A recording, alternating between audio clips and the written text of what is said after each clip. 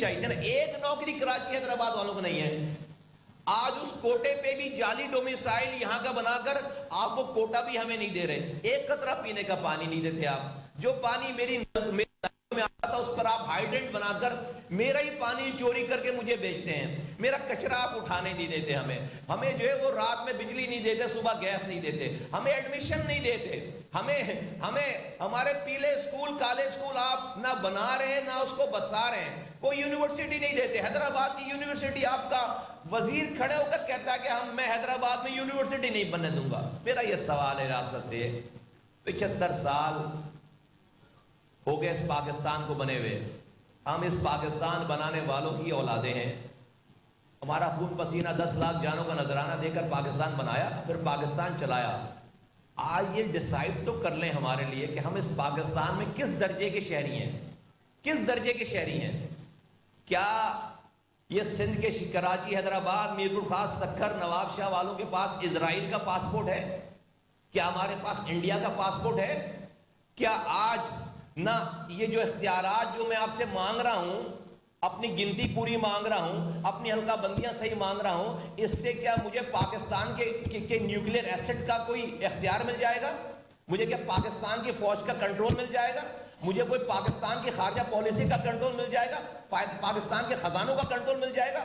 مجھے تو اس تمام اختیارات وسائل جو میں آج بات کر رہا ہوں, اس سے میری گلی کی پانی کی لائنوں کا اختیار ملے گا. مجھے میری گلی کی گٹر لائنوں کا اختیار ملے گا. مجھے میری گلی میں کچرا اٹھانے کا اختیار ملے گا. آپ 75 سالوں میں مجھے میرے پانی کا اختیار دینے کے لیے تیار نہیں ہو. اس کے لیے سب کچھ کر رہے ہو. آپ مجھے 75 سالوں کے بعد مجھے میری گلی سے کچرا اٹھانے کا اختیار دینے کے لیے تیار نہیں, اس کے لیے سب کچھ کر رہے ہو. اور ہم آج بھی اس پاکستان کو بچانے اور چلانے کی جو ہے وہ قیمت ادا کر رہے ہیں. یہ کب تک چلے گا آخر؟ کب تک ہم لوگوں کو دلاسے دیں گے؟ اس لیے ہم اپنا آئینی اور جمہوری حق استعمال کرنا چاہتے ہیں. ہم چاہتے ہیں کہ اس سے پہلے کہ بہت دیر ہو جائے, سارا پاکستان پیپلز پارٹی کی صوبائی حکومت کو خدارہ سمجھائے کہ یہ ایک لاوا پکڑا ہے. 40-45 سالوں سے شہر میں آگ اور خون کی ہولی کھیلی گئی ہے. اس سے کم مسائل تھے اس وقت. پیلے اسکول آباد تھے, کوٹا سسٹم پہ نوکری تھوڑی مل جاتی تھی, شہر صاف ہو جاتا تھا, ٹرانسپورٹ کا نظام کچھ تھا, نوکری مل جاتی تھی. آج کچھ بھی نہیں ہے. آج اس 1984-78 سے زیادہ برے حالات ہیں, زیادہ تعصب ہے, زیادہ حق تلفی ہے. تو آج اگر یہ ایم کیو ایم نہ ہو اور لوگوں کو آزاد چھوڑے تو ہر گلی میں ایک گروپ بنے گا اور وہ پھر قانون اپنے ہاتھ میں لے گا, وہ ہماری بھی بات نہیں سنے گا. تو ہم یہ پاکستان کے لیے کہہ رہے ہیں, خدا کے واسطے ہماری بات, ہماری فریاد سنی جائے. میں بہت مؤدبانہ, بہت آرام سے, بہت تحمل سے یہ بات کہنا چاہ رہا ہوں کہ آصف علی زرداری صاحب, خدا کے واسطے آپ اس پہ توجہ دے کر یہ مسئلے حل کریں. آپ نے جو ایگری کر رکھا ہے, آپ اس میں آپ کے وزراء آپ کو صحیح بات نہیں بتاتے. وہ آپ کو جو شہر فتح کرنے کی آپ کو داستانیں سنا رہے, شہر فتح نہیں ہوگا. یہ شہر اس طرح فتح نہیں ہوگا. 8 پنک بسیں چلا کر آپ اس شہر کے دلوں کو نہیں جیت سکتے.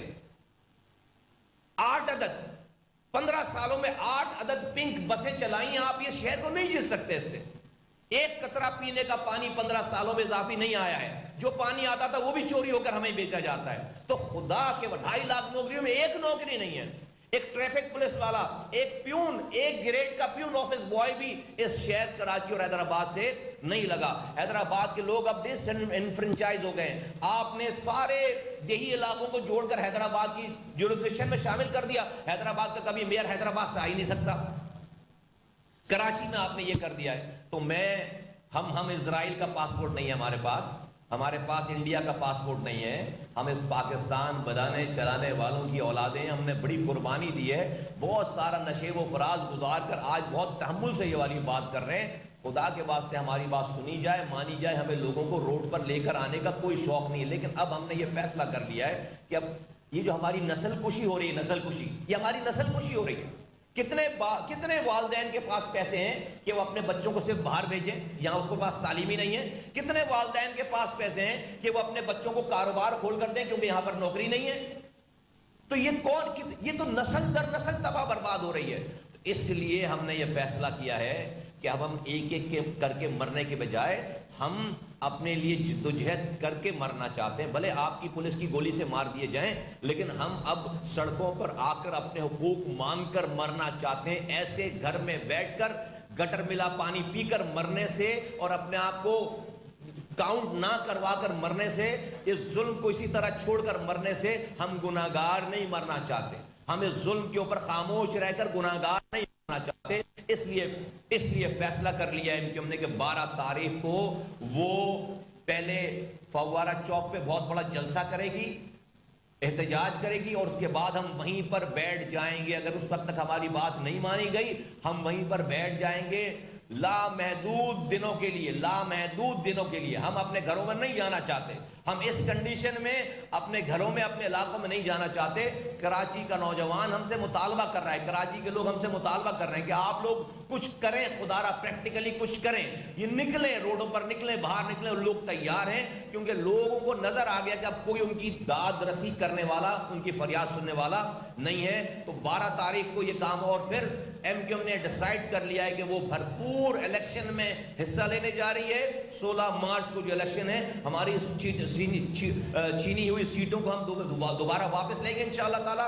پورا آپ نے تینوں جنروں کا اجلاس دیکھیں، کراچی، حیدرآباد اور کراچی کے دوبارہ لوگ چارج ہیں الحمدللہ۔ اس مرجر کے بعد لوگوں کی اور اندر ایک لہر آئی ہے۔ اور تیسری بات یہ کہ جنرل مشرف صاحب کے لیے ہم ان کے لیے دعائے مغفرت کرتے ہیں، ان کے لیے اللہ سے دعا کرتے ہیں کہ اللہ تعالیٰ ان کو جوار رحمت جگہ عطا فرمائے، اللہ تعالیٰ ان کی مغفرت فرمائے، اللہ تعالیٰ ان کے لواحقین کو صبر جمیل عطا فرمائے، اللہ تعالیٰ ان کی جو کوتاہیاں ان سے ہوئی ہیں ان کو معاف فرمائے، اور اللہ تعالیٰ ان کے جو کارنامے ہیں اس ملک کے لیے، عوام کے لیے، اس کا ان کو صدقہ جاریہ دے۔ یہ جو سینٹ میں، قومی اسمبلی میں جو معاملہ پیش آیا ہے ان کی جماعت اسلامی کے سینیٹر کی طرف سے، وہ انتہائی افسوسناک ہے۔ ہم اس کی شدید الفاظ میں مذمت کرتے ہیں۔ جماعت اسلامی وہ پارٹی ہے ہر دور میں جرنیلوں کی اعلی کار رہی ہے، یہ ہر دور میں اسٹیبلشمنٹ کی اعلی کار رہی ہے۔ یہ ضیاء الحق کو امیر المومنین کہتے تھے، یہ ان کی جو ہے وہ کیبنٹ کا حصہ تھے۔ اس مشرف صاحب کے فائدے اٹھائے، ایم ایم اے میں سارے فائدے انہوں نے اٹھائے۔ آج وہ کہتے ہیں کہ ہم اس کی جو ہے وہ دعائیں مغفرت نہیں کریں گے۔ اس سے زیادہ کوئی اور بددیانتی اور منافقت ہو نہیں سکتی۔ ہمیں تو یہ چہرہ پہلے سے پتہ ہے، کراچی کے لوگ اور پاکستان کے لوگ ان کے اس تضاد والے چہرے کو، منافقانہ چہرے کو اپنی آنکھوں سے دیکھیں۔ جنرل مشرف صاحب سے بہت سارے اختلافات کیے جا سکتے ہیں، لیکن ان کے اوپر یہ الزام لگا کہ انہوں نے امریکہ سے ڈبل گیم کیا ہے۔ 2008 میں ان کی حکومت ختم ہوئی ہے، اس ڈبل گیم کی وجہ سے ان کی حکومت کو گرا